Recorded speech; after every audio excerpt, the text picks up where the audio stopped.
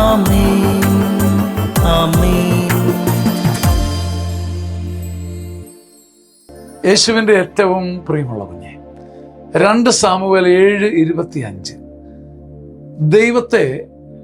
ദൈവത്തെ ക്ലിപ്പിട്ട് പിടിക്കാൻ പറ്റിയ വചനം.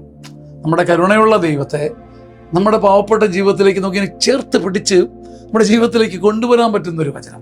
2 സാമുവേൽ 7:25 ദൈവമായ കർത്താവേ, അങ്ങയുടെ ദാസനോടും കുടുംബത്തോടും അങ്ങ് അരുളി ചെയ്ത വചനം എന്നേക്കുമായി സ്ഥിരപ്പെടുത്തി വാക്കുപാലിക്കണമേ. ദൈവം പറഞ്ഞ വചനം, തമ്പുരാൻ അരുളി ചെയ്ത വചനം നമ്മൾ ഒരുമിച്ച് ഉരുവിട്ട്, ഒരു കുടുംബം ഉരുവിട്ടിട്ട് പറയുക, അപ്പാ, ഞങ്ങളുടെ അപ്പാ, ഈ വചനം ഞങ്ങൾക്ക് തന്നതല്ലേ, ഈ വചനം ഞങ്ങളുടെ ജീവിതത്തിൽ സ്ഥിരപ്പെടുത്തി, ഇത് ഞങ്ങളുടെ ജീവിതത്തിൽ വിടർത്തിയെടുത്ത്, ഇത് മാംസം ധരിപ്പിച്ച് ഞങ്ങളെ നിന്നോട് കൂടെ സ്ഥിരപ്പെടുത്തണേ എന്ന് ഒരു കുടുംബം തലതല്ലി പറഞ്ഞാൽ ദൈവത്തിന് വാക്ക് മാറാൻ പറ്റുമോ? ദൈവത്തിന് വാക്ക് മറക്കാൻ പറ്റുമോ? ദൈവത്തിന് കൈ ഒഴിയാൻ പറ്റുമോ? ദൈവത്തിന് കണ്ടില്ലെന്ന് അടിക്കാൻ പറ്റുമോ? ദൈവത്തിന് കേട്ടില്ലെന്ന് അടിക്കാൻ പറ്റുമോ? അതാണ് സാമുവേലിന്റെ പുസ്തകത്തിൽ ദാവീദിന്റെ വാശിയാ.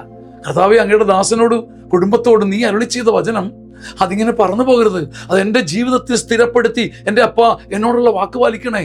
പിന്നെ നമ്മൾ ആരാ ഭൂമിയിൽ? ദൈവത്തിന്റെ വചനം പറന്നിറങ്ങിയ വീട്, ദൈവത്തിന്റെ കൃപ പറന്നിറങ്ങിയ വീട്.